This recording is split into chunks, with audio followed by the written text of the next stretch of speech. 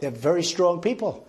They're very aggressive people. They may get aggressive, and congratulations, you're in World War III. Donald Trump is right about the leadership of Montenegro. The leadership of Montenegro, including the current president, Milo Djukanovic, is a group of cheaters, liars, and frauds.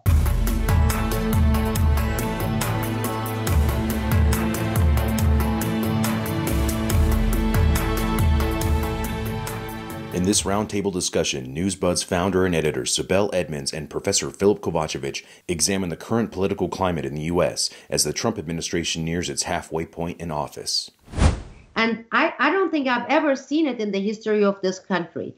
An outsider getting elected and attempting to turn things upside down, turn it on its head, and even living afterward. I mean, John F. Kennedy tried, not in the conservative, not in the same populism that we are talking about, and we know what happened to him.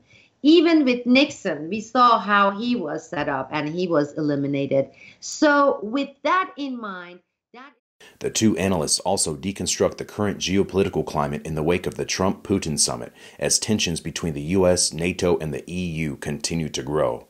But when you're referring to, for example, Trump's policy, Trump's attitude, Trump's stand, and then, of course, the neoliberals on the other side, and then we always hear, when we discuss these issues, rightfully so, we refer to the deep state.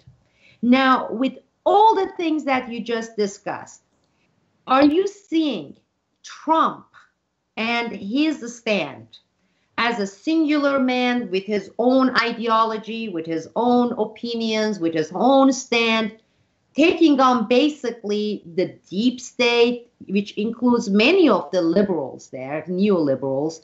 Or do you see this as something that is even more cynical, something that is concocted as a temporary detour? People who attack Trump due to his alleged friendship with Putin, I mean, they don't know what they're talking about. They are idiots in terms of geopolitics, because the U.S. needs... And there's very powerful interests, anti-Russian interests, who have built empires upon the anti-Russia narrative. Yeah, his friendship with Putin, I think, is simply a temporary, it's a tactical move. And I'll tell you why. In fact, we have to look at the laws of geopolitics to understand what's going on. We have to look at the big picture. And the big picture is simple. Essentially, do not miss this jam-packed one-hour episode exclusively available at newsbud.com, or you can watch it now at Newsbud Vimeo on demand.